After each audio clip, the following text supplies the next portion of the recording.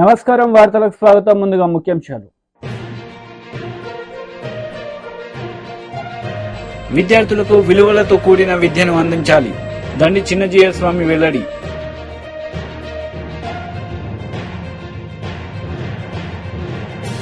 ప్రత్యేక హోదాను జగన్ విమర్శించారు. కడప ఎంపీ కాంగ్రెస్ అభ్యర్థి వై షర్మిలారెడ్డి ఆగ్రహం.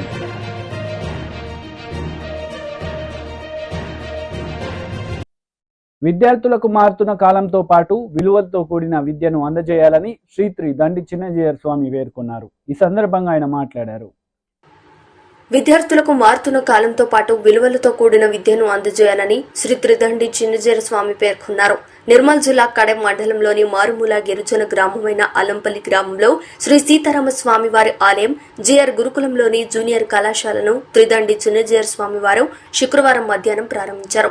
ఈ సందర్భంగా సీతారామ స్వామి వారి ఆలయంలో చిన్నజీయర్ స్వామి ప్రత్యేక పూజలు నిర్వహించి భక్తులకు తీర్థగోష్ఠి ప్రసాదాలను అందజేశారు. అనంతరం అక్కడ ఏర్పాటు చేసిన సమావేశంలో వారు మాట్లాడారు. విద్యార్థులు 10వ తరగతి తర్వాత ఉన్నత చదువులు చదవాలని ఇంటర్ కళాశాలను ప్రారంభించామన్నారు. అలంపల్లి గ్రామంలో స్థానిక నాయకుల భక్తుల కోరిక మేరకు సీతారామ స్వామి వారి ఆలయం నిర్మించినట్లు తెలిపారు. ఆలయ నిర్మాణంలో పాల్పంచుకున్న ప్రతి ఒక్కరికి అభినందనలు తెలియజేశారు. ఇక్కడ చదువుకున్న విద్యార్థులు ప్రపంచానికి ఆదర్శంగా నిలవాలని ఆకాంక్షించారు. అనంతరం ట్రాస్మా యూనియన్ నాయకులతో సమావేశం నిర్వహించి విద్యార్థులకు సబ్జెక్టులతో పాటుగా వ్యక్తిగత విలువలు నేర్పించాలని ట్రాస్మా నాయకులను కోరారు. ఈ విషయంపై తస్మా ఆధ్వర్యంలో ఉమ్మడి జిల్లా వ్యాప్తంగా ఉపాధ్యాయులకు శిక్షణ ఇచ్చి వారి ద్వారా విద్యార్థులకు విలువలతో కూడిన నాణ్యమైన విద్యను అందించేలాగా విచ్చేయాలని సూచించారు. త్వరలో వికాస తరంగిణి ఆధ్వర్యంలో ఉపాధ్యాయులకు శిక్షణ తరగతులను నిర్వహిస్తామన్నారు.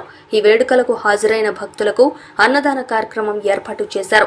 ఈ కార్యక్రమాల్లో Khanapur MLA Bojju Patel, Aswaraopeta MLA Adinarayana, Adilabad MLA Payala Shankar, TRSMA రాష్ట్ర మాజీ అధ్యక్షుడు యాదగిరి శేఖర్రావు, జిల్లా అధ్యక్షుడు విష్ణువర్ధన్ రావు, ప్రధాన కార్యదర్శి శ్రీకాంత్ రెడ్డి, పలువురు వివిధ మండలాల నాయకులు, భక్తులు భారీ సంఖ్యలో పాల్గొన్నారు. ఇలాంటి సబ్జెక్ట్స్ తోటి in addition to these subjects is it necessary to teach a class with morals? Is it really necessary? It's not. మరి ఎక్కడ చెప్పాలి వాటి? ప్రతి సబ్జెక్ట్ లోనూ కూడా మోరల్స్ అనేవి ఇంటర్నల్ పార్ట్ కావాలి. మీరు భాష చెప్తున్నా,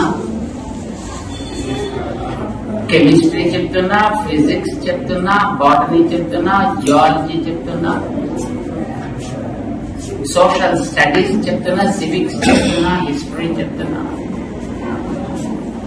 మోరల్స్ అనేవి దాంట్లో ఇంటిగ్రల్ పార్ట్ కావాలి తప్ప ఇది విడదీసి చూపించడం అంటే పచ్చడిని విడిగా తినవలను, కూర విడిగా తినవలను, సాంబార్ రుచిని చక్కగా చూడవలను అని చెప్పినట్టు ఉంటుందన్నమాట. అలా ఉండకూడదు కదా. అలా ఉండకూడదు కంటే మనం విలువల్ని ఎట్లా ఈ సబ్జెక్ట్స్ లో ఇన్కార్పొరేట్ చేయాలి అనే దాని మీద మన ప్రజ్ఞ పనిచేసింది. మన ట్రస్మా టీచర్స్ కూడా దాన్ని చూశారు, చాలా సంతోషపడ్డారు. ఇలాంటిది మనం మన రాష్ట్ర స్థాయిలో ఉండే అన్ని జిల్లాల్లో కూడా తీసుకువెళ్ళడానికి ఒక పంచవర్ష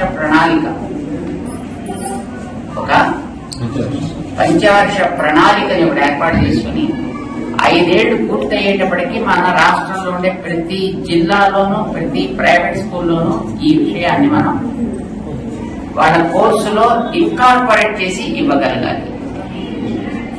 అలా ఇవ్వాలంటే ముందర ప్రిపేర్ అవ్వాల్సింది ఎవరు? టీచర్స్.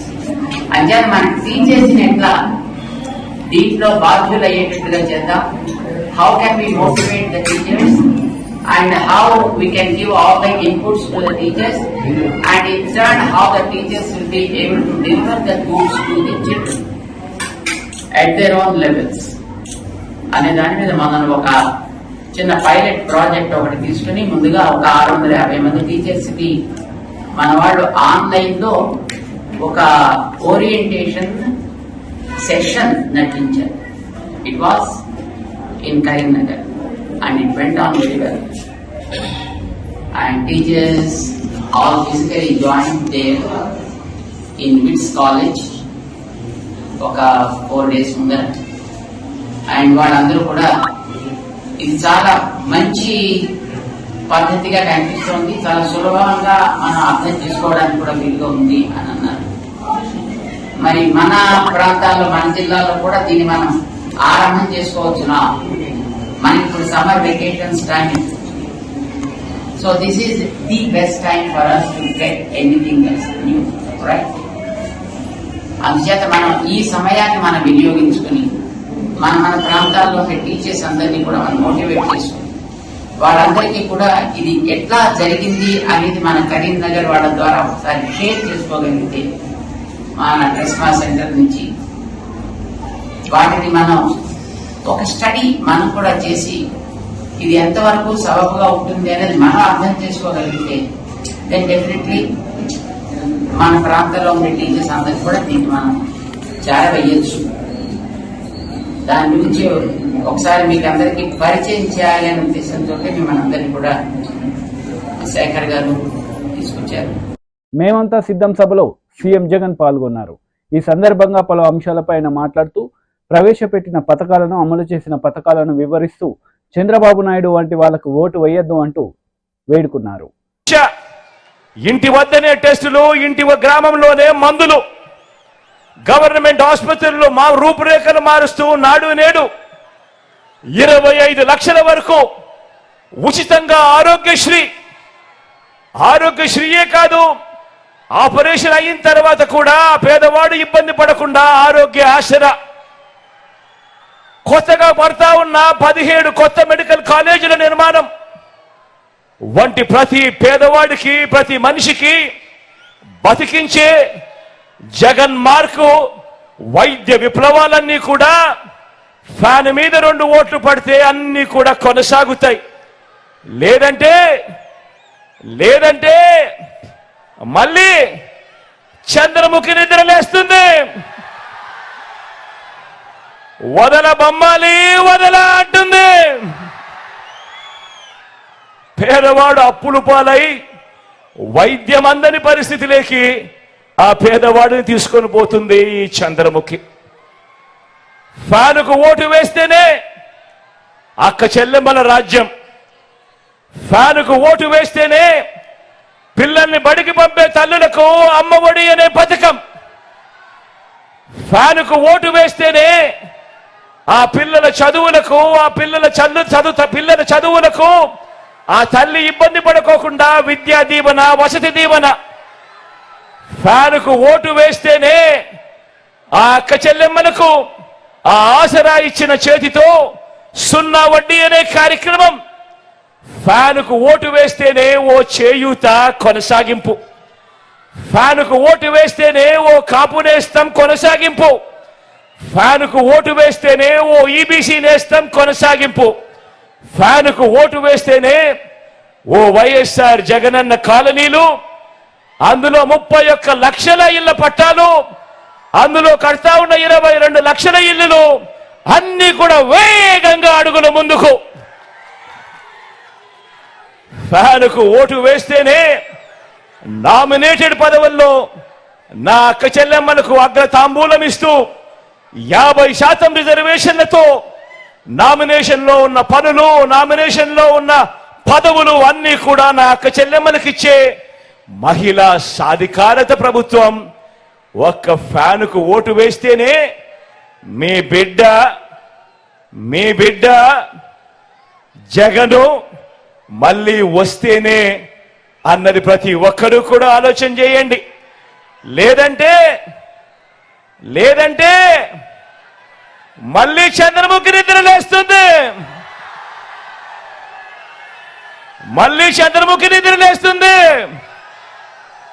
పసుపు పతి నిద్రలేస్తాడు. వదల బొమ్మాలి వదల అంటాడు. అక్క చెల్లెమ్మలకు గుర్తుందా? పొదుపు సంఘాల విషయాలు గుర్తున్నాయా? మోసం చేసిన విషయాలు గుర్తున్నాయా? మళ్ళీ అక్క చెల్లెమ్మల బ్రతుకులన్నీ కూడా అతలాకుతలం అవుతాయి. గుర్తు పెట్టుకోమని కోరుతా ఉన్నా. అందుకే ఓటు వేసే ముందు ప్రజాగలం సభలో నారా చంద్రబాబు నాయుడు పాల్గొన్నారు. ఈ సందర్భంగా పలు అంశాలపై ఆయన మాట్లాడుతూ సీఎం జగన్ రెడ్డిపై మండిపడ్డారు. మనం ఇలాంటి చీప్ లిక్కర్ కోటేయాలా? మీరు వేస్తారా? మీరు అంటే మీరంటే లెక్కలేంతనం అవునా కాదా? ఏం చేయాలైతే ఇలాంటి వాళ్ళని తగలబెట్టాలా? మిమ్మల్ని నాశనం చేసి మీ జీవితాలతో ఆడుకున్నవాడు ఎవ్వరూ బాగుపడకూడదు. కడాన మద్యంలో నీచానికి పోయి డబ్బులు దోచుకున్న దుర్మార్గుల్ని ఏం చేయాలి తమ్ముళ్ళు అని అడుగుతున్నా. పాతి పెట్టాలి. తాపీ మేస్త్రులు హుషారుగా ఉండాలి. మిమ్మల్ని కూడా నాశనం చేశాడు. మీరందరూ కూడా తాపీలు రెడీగా పెట్టుకుని వీళ్ళని పాతి పెట్టి కాంక్రీట్ వేసి శాశ్వతంగా బయట రాకుండా చేయాల్సిన బాధ్యత మనందరిది. ఏం తమ్ముళ్ళు సిద్ధమా? మీరు ఇలాంటి తప్పుడు పనులు చేసి మేము సిద్ధమంట. నీ తప్పుడు సారా తాగడానికి మేము సిద్ధంగా లేము. మీ నాసిరకం తీసుకుని ఇలాంటి కల్తీ మందు తాగి మా జీవితాలు పోగొట్టుకుని మా ఆడబిడ్డల మంగళ సూత్రాన్ని తెంచేయడానికి మేము సిద్ధంగా లేము. కబద్దార్, జాగ్రత్తగా ఉండు. ఇలాంటి తప్పుడు పనులు చేసిన వ్యక్తిని చిత్తుగా ఓడించడమే కాకుండా భవిష్యత్తులో గుణపాఠం చెప్పే బాధ్యత మాదే. అందుకే తమ్ముళ్ళు ఈరోజు ఇతన్ని చూసినప్పుడు ఒకటి రెండు కాదు, చాలా అన్యాయం చేసే పరిస్థితికి వచ్చాడు. నేను అందుకనే మిమ్మల్ని అందరినీ మనం చూస్తే తెలుగుదేశం పార్టీని చూసినప్పుడు అభివృద్ధి జ్ఞాపకం వస్తుంది. జగన్మోహన్ రెడ్డి చూసినప్పుడు విధ్వంసం జ్ఞాపకం వస్తుంది. ఇక్కడంతా కూడా చాలా మంది ఎంఆర్పిఎస్ కార్యకర్తలు కూడా ఉన్నారు. 96లో ఏబిసిడి కేటగరైజేషన్ తీసుకొచ్చిన పార్టీ తెలుగుదేశం పార్టీ. దానివల్ల మాదిగలకు కూడా సామాజిక న్యాయం జరిగింది. ఈరోజు మళ్ళా హామీ ఇస్తున్నా, తెలుగుదేశం వస్తానే ఎన్డీఏ కూడా దీనికి అనుకూలంగా ఉంది. మళ్ళా ఏబిసిడి కేటగరైజేషన్ తెచ్చి మాదిగలకు న్యాయం చేసే విధంగా ముందుకు పోతామని మాదిగలందరికీ హామీ ఇస్తున్నా. ఇక్కడికి వచ్చినప్పుడు ఇక్కడ ఎవరైతే మాదాస్ కురవా ఉన్నారు, ఈ మాదాస్ కురవా ప్రత్యేక హోదాను జగన్ విమర్శించారని కడప ఎంపీ కాంగ్రెస్ అభ్యర్థి వైఎస్ షర్మిల ఆగ్రహం వ్యక్తం చేశారు. రాజధాని లేని రాష్ట్రంగా ఏపీని మార్చేశారని మండిపడ్డారు. మేనిఫెస్టోలో పెడుతున్నాను. నాకు మేనిఫెస్టో అంటే బైబిల్ తో సమానము, ఖురాన్ తో సమానము, భగవద్గీతతో సమానం అని చెప్పాడే జగన్మోహన్ రెడ్డి గారు. అయిందా అన్న పూర్తి మద్యపాన నిషేధం? పూర్తి మద్యపాన నిషేధం కాలేదు కదా. ఇప్పుడు స్వయంగా జగన్మోహన్ రెడ్డి గారి సర్కారే మద్యం అమ్ముతుంది. వాళ్ళు ఏది అమ్ముతే అదే కొనాలట. వాళ్ళకి ఎంతకు అమ్ముతే అంతకే కొనాలట. పాపం ఎంతమంది నాతో క్వార్టర్ బాటిల్ అమ్మా బయట రాష్ట్రాలలో 60 రూపాయలు అయితే మన దగ్గర 250 రూపాయలు ఉందమ్మా అని చెప్తున్నారు. ఎవరినో వాగ్దానాలన్నీ ఎక్కడ నిలబెట్టుకున్నారయ్యా అంటే అన్ని మద్యం షాపులో నిలబెట్టుకున్నాడు. అదిగో స్పెషల్ స్టేటస్ అక్కడే ఉంది, అదిగో క్యాపిటల్ సిటీ అక్కడే ఉంది, అదిగో డిఎస్సి అక్కడే ఉంది అన్నట్టుగా తయారైంది. వీళ్ళ రాజశేఖర రెడ్డి గారి ఆశయాలను నిలబెట్టేది. ఎక్కడ చూసినా లిక్కర్ మాఫియా యథేచ్ఛగా ఏరులై పారుతుంది. మద్యం, డ్రగ్స్ కంటైనర్లలో వేల ఎంత 25,000 కేజీలట అంత కంటైనర్లు డ్రగ్స్ వస్తున్నాయి. ఎంత ధీమాగా తెచ్చుకుంటున్నారు. ఇదేమైనా పరిపాలన పట్టిన పీడ. ఒక పక్కేమో లిక్కర్ మాఫియా, వైన్ మాఫియా, ఇంకో పక్కేమో మైన్ మాఫియా, ఇంకో పక్క శాండ్ మాఫియా, ఇంకో పక్క ల్యాండ్ మాఫియా. ఇదంతా సరిపోదన్నట్టు సొంత చిన్నాననే హత్య చేసిన వాళ్ళను పక్కన పెట్టుకొని తిరుగుతున్నాడు జగన్మోహన్ రెడ్డి గారు. వీళ్ళ రాజశేఖర రెడ్డి గారి ఆశయాలను నిలబెట్టేది. హత్య రాజకీయాలు, గుండా రాజకీయాలు, లిక్కర్ల రాజకీయాలు, ఎక్కడ చూసినా మాఫియాలు. వీళ్ళ రాజశేఖర రెడ్డి గారి ఆశయాలను నిలబెట్టేది. మళ్ళీ చెప్తున్నాం నమ్మి ఓట్లేస్తే, జగన్మోహన్ రెడ్డి గారికి నమ్మి ఓట్లేస్తే 5 సంవత్సరాలు స్పెషల్ స్టేటస్, ప్రత్యేక హోదా కోసం ఆ రోజు జగన్మోహన్ రెడ్డి గారు చెప్పిన మాట, నేను బీజేపీ మెడలు వంచి ప్రత్యేక హోదా తీసుకొస్తాను అని చెప్పిన జగన్మోహన్ రెడ్డి గారు ఈ రోజు అదే బీజేపీ పార్టీకి వంగి సలాం చేస్తూ గులాం అయ్యాడు. ఇదేనా రాజశేఖర రెడ్డి గారి ఆశయాలను నిలబెట్టడం అంటే? ఏ బీజేపీ పార్టీనైతే రాజశేఖర రెడ్డి గారు అంతగా వ్యతిరేకించారో, ఒక మత తత్వ పార్టీ అని, అదే బీజేపీ పార్టీకి గులాం అయ్యాడు జగన్మోహన్ రెడ్డి గారు. వీళ్ళు కాదన్నా రాజశేఖర రెడ్డి గారి ఆశయాలను నిలబెట్టేది. మళ్ళీ చెప్తున్నాం, ఆలోచన చేసి ఓటు వేయండి. ఈరోజు రాజశేఖర రెడ్డి బిడ్డ కాంగ్రెస్ పార్టీలో చేరింది అంటే ఎందుకు చేరింది? ఎందుకంటే ఒక్క కాంగ్రెస్ పార్టీ మాత్రమే అధికారంలోకి వచ్చిన వెంటనే ఆంధ్ర రాష్ట్రం కోసం 10 సంవత్సరాల ప్రత్యేక హోదా ఇస్తాము అని రాహుల్ గాంధీ గారు మాటిచ్చారు. కాంగ్రెస్ పార్టీ మేనిఫెస్టోలో చేర్చారు. కాబట్టి ఆ మాటను పట్టుకొని వచ్చింది రాజశేఖర రెడ్డి బిడ్డ. మన రాష్ట్రానికి ప్రత్యేక హోదా అన్నది ఊపిరి లాంటిది. ప్రత్యేక హోదా వస్తే ప్రతి నియోజకవర్గంలో 100 కొత్త పరిశ్రమలు వస్తాయి. ప్రతి నియోజకవర్గంలో 100 పరిశ్రమలు వస్తే మనకు ఎంత అభివృద్ధి జరుగును, మన బిడ్డలకు ఎన్ని ఉద్యోగాలు వచ్చును. ప్రత్యేక హోదా అన్నది మన ఆంధ్ర రాష్ట్రానికి ఊపిరి లాంటిది. అది ఒక్క కాంగ్రెస్ పార్టీ వల్ల మాత్రమే సాధ్యమవుతుంది. కాబట్టి రాజశేఖర రెడ్డి బిడ్డ కాంగ్రెస్ పార్టీలో చేరింది. ఈ రోజు మీ ముందర నిలబడి అడుగుతుంది, రాజశేఖర రెడ్డి బిడ్డ మళ్ళీ రాజశేఖర రెడ్డి గారి సంక్షేమ పాలన రావాలి అంటే, మీ ఇంటి గడపకు తేవాలి అంటే మీ అందరూ కాంగ్రెస్ పార్టీని ఆశీర్వదించండి, హస్తం గుర్తు మీద ఓటేయాలని మరొకసారి రాజశేఖర రెడ్డి బిడ్డ ప్రతి అన్నకు, ప్రతి తమ్ముడికి, ప్రతి అక్కకు, ప్రతి చెల్లికి శిరస్సు వంచి చేతులు జోడించి మనస్ఫూర్తిగా ప్రార్థించుకుంటున్నాం. ఎమ్మెల్యే అభ్యర్థి కాంగ్రెస్ పార్టీ. బీజేపీలో చేరికలు జరిగాయి. ఈ సందర్భంగా ఎంపీ బండి సంజయ్ మాట్లాడారు. 102 పార్లమెంటు స్థానాల్లో ఈరోజు ఎన్నికలు జరిగినాయి. ఎన్నికల అనంతరం ఏ సర్వే చూసినా కూడా అక్కడ వాతావరణం చూస్తే పూర్తిగా భారతీయ జనతా పార్టీ బీజేపీ మయం కాబోతున్నాయి.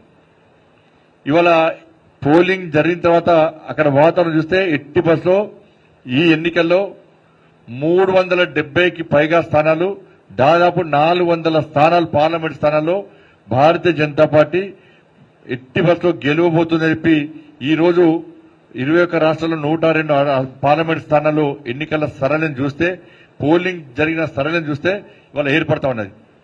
తెలంగాణ రాష్ట్రంలో కూడా అదే వాతావరణం ఉంది. ఎక్కడ చూసినా బీజేపీ మోడీ అనేటువంటి ఒక వాతావరణం నిర్మాణమై ఉంది. కాబట్టి ప్రజల దృష్టి మళ్లించడానికి బీఆర్ఎస్, కాంగ్రెస్ పార్టీలు ఒకరి మీద ఒకరు విమర్శలు చేసుకుంటూ ప్రజా సమస్యలను పక్కబెట్టి ఎన్నికల వాతావరణాన్ని చెడగొట్టి వాళ్ళు చేసిన అభివృద్ధి చెప్పుకుంటలేరు, చేస్తామని చెప్పి వీళ్ళు చెప్పుకుంటారు, చేస్తామని వాళ్ళు చెప్పుకుంటలేరు. ఓళ్ళు కూడా తిట్టుకొని టీవీలలో బ్రేకింగ్ కోసం ప్రయత్నం చేసి ప్రజల దృష్టి మళ్లించే ప్రయత్నం చేస్తున్నారు. కేసీఆర్ అంటాడు మాకు 20 మంది కాంగ్రెస్ ఎమ్మెల్యే టచ్ లో ఉన్నారంటాడు. కాంగ్రెస్ వాళ్ళు ఏమంటారు మాకు 20 మంది బీఆర్ఎస్ ఎమ్మెల్యేలు టచ్ లో ఉన్నారంటారు. మేము ప్రభుత్వం కూర్చోమని వాళ్ళంటారు, మీ పార్టీని అవుట్ చేస్తామని వీళ్ళంటారు. ఇటువంటి పరిస్థితి దానికోసం పార్లమెంట్ ఎన్నికలు కాదు. ఇలా కూర్చోడమే ఎజెండాగా ముందుకు వస్తారా? నేను సవాల్ చేస్తున్నా. ఇవాళ ఇలా కూర్చోడమే ఎజెండాగా ముందుకు వస్తారా? పార్లమెంట్ ఎన్నికల్లో పోటీ చేస్తారా? మీరు ఎవడో గతంలో బీఆర్ఎస్ పార్టీ చేస్తే అభివృద్ధి చెప్పుకుంటారా? చేస్తే చెప్పుకుంటారా? ఎవడో కాంగ్రెస్ పార్టీ మన 6 గ్యారెంటీల విషయంలో ఇచ్చిన హామీలను ఎందుకు నెరవేర్చాలో చెప్పుకుంటారా? మరి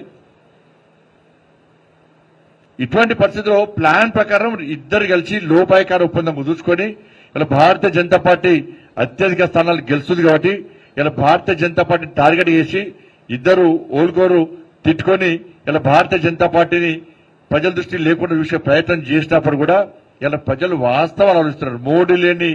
మోడీ ప్రధానమంత్రిగా లేని దేశాన్ని ఈ దేశ ప్రజలు ఊహించుకునే స్థితిలో లేరు. కాబట్టి ఈ సందర్భంలో భారతీయ జనతా పార్టీ 2 పార్టీలకు విజ్ఞప్తి చేస్తున్నాం. మేము బీఆర్ఎస్ పార్టీ మీరు ఏమి అభివృద్ధి చేశారు? మీరు ఎన్నికల ముందు గతంలో 10 సంవత్సరాలు ఇచ్చిన హామీని ఎందుకు నెరవేర్చలేకపోయారు? తెలంగాణ రాష్ట్రంలో తెలంగాణ రాష్ట్రాన్ని అధోగతి పాలు చేయడానికి కారకులు మీరు కాదని చెప్పి స్పష్టం చేసిన బాధ్యత మీది. కాంగ్రెస్ పార్టీ 6 గ్యారెంటీలు కాంగ్రెస్ పార్టీ నాయకులు స్పష్టం చేయాలి. ఇవాళ ఎన్నికల ముందు 6 గ్యారెంటీల పేరుతో హామీ ఇచ్చారు సత్యనదా. ఇవాళ ఆగస్టు 15వ తారీఖే ఓ డేట్ అడట 2 లక్షల రుణమాఫీ చేస్తారట. ఇవాళ ఎన్నికల ముందు అసెంబ్లీ ఎన్నికల ముందు ఇవాళ 500 రూపాయలు బోనస్ ఇస్తాన్నారు. కింటాల్కు 500 రూపాయలు బోనస్ ఇస్తాన్నారు. ఇవాళ ఒక్క ఎకరానికి నాకు తెలిసి 28 క్వింటాలు వస్తుంది. 28 క్వింటాలు వస్తుంది అంటే 14,000 రూపాయలు ఒక్క ఎకరానికి బోనస్ పేరు మీద 14,000 రూపాయలు ఇస్తాను మీరు మాట ఇచ్చారు. ఇవాళ ఆ మాటను ఎందుకు నిలబెట్టలేకపోతున్నారు?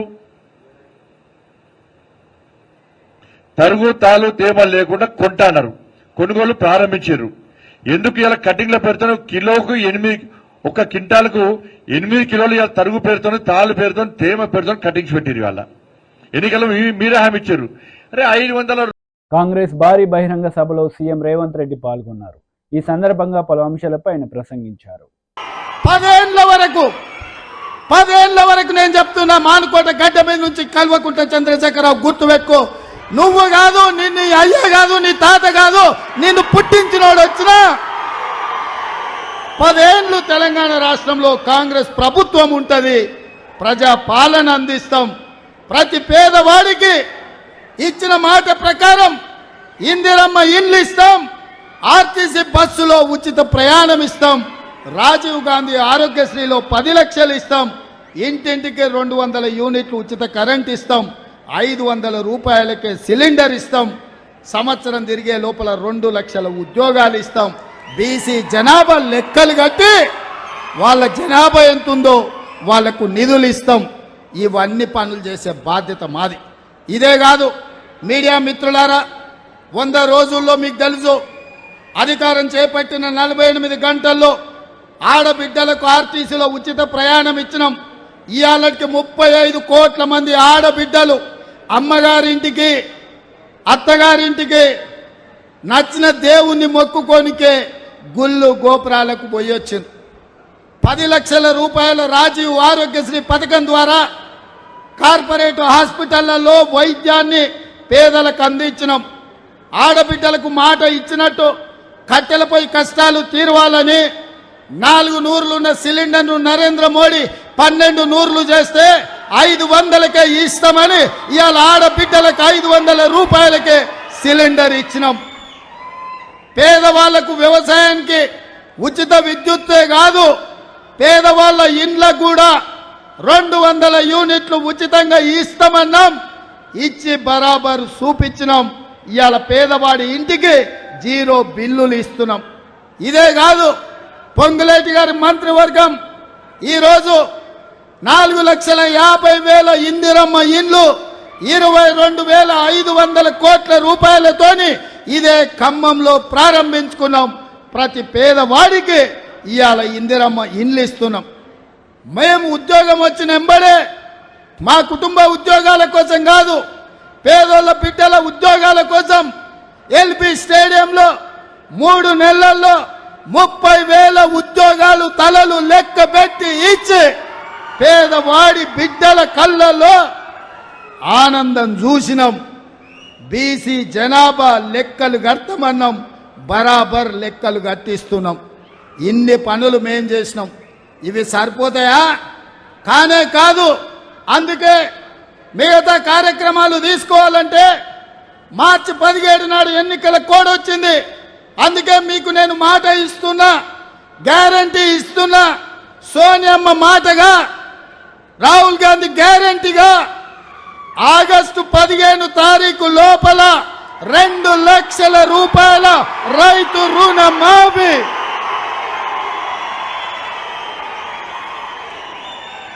నా తెలంగాణ రైతాంగ సోదరులకు తుమ్మల నాగేశ్వరరావు గారి సాక్షిగా నేను మాటిస్తున్నా, భద్రాద్రి రాముడు సాక్షిగా నేను మీకు మాటిస్తున్నా, 15 ఆగస్టు లోపల 2 లక్షల రూపాయల రైతు రుణమాఫీ చేసి మీ రుణం తీసుకునే బాధ్యత నాది. ప్రజా పాలనది కాంగ్రెస్ పార్టీది. ఇదే కాదు, వచ్చేసారి మీరు పండించే వడ్లకు బరాబర్ 500 రూపాయల బోనస్ ఇచ్చి మీ ఒట్లు కొంటామని చెప్పి రైతులకు నేను మాట ఇస్తున్నా.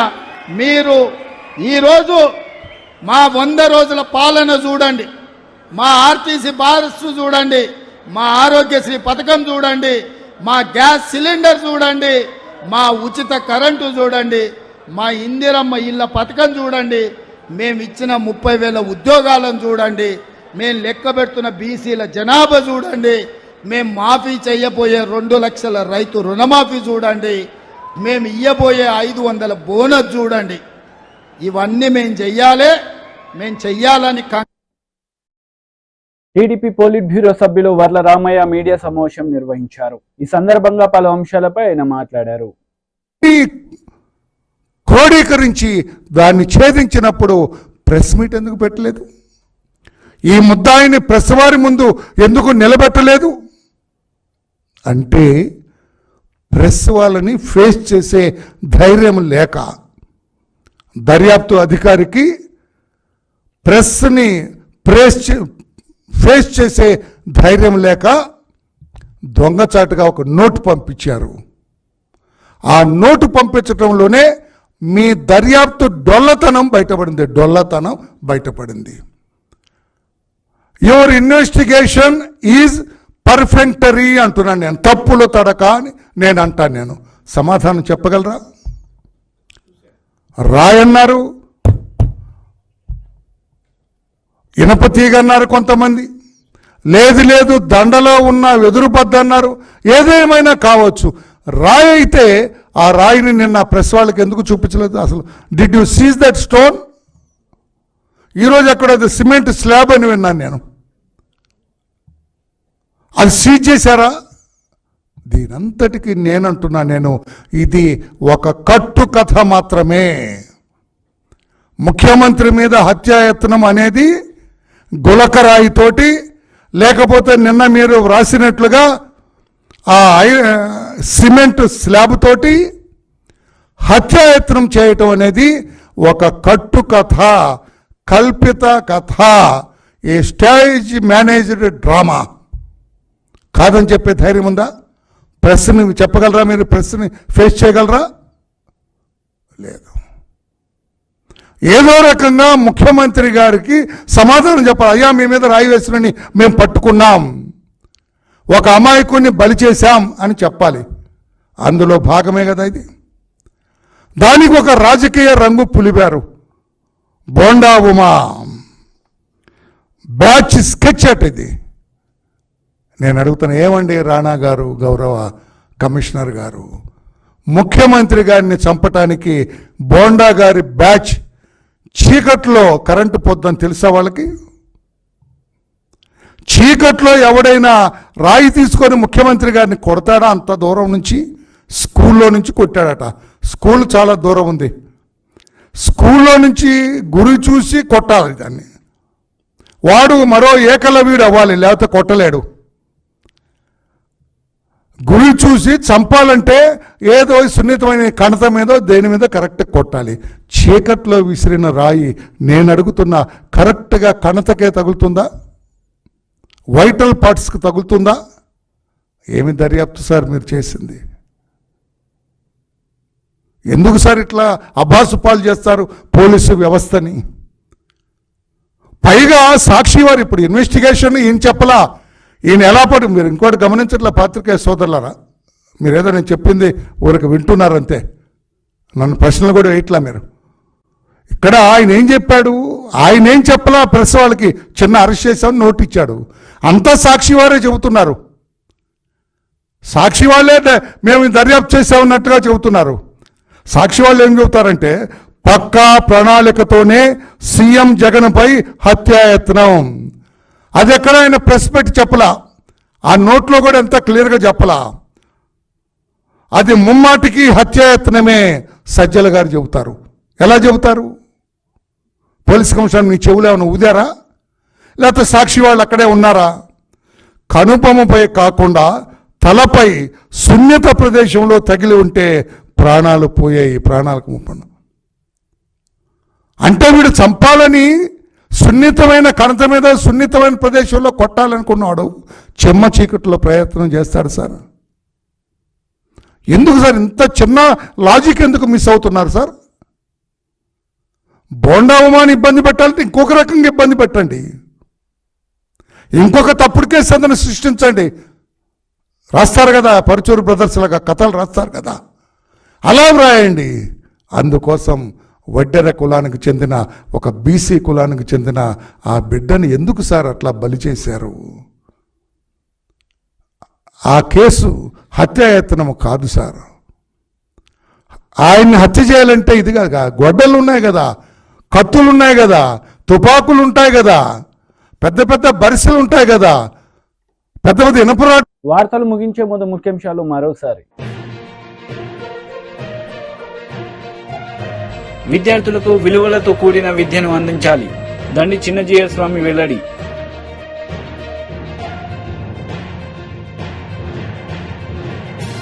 ప్రత్యేక హోదాను జగన్ విమర్శించారు, కడప ఎంపీ కాంగ్రెస్ అభ్యర్థి వై షర్మిలారెడ్డి ఆగ్రహం.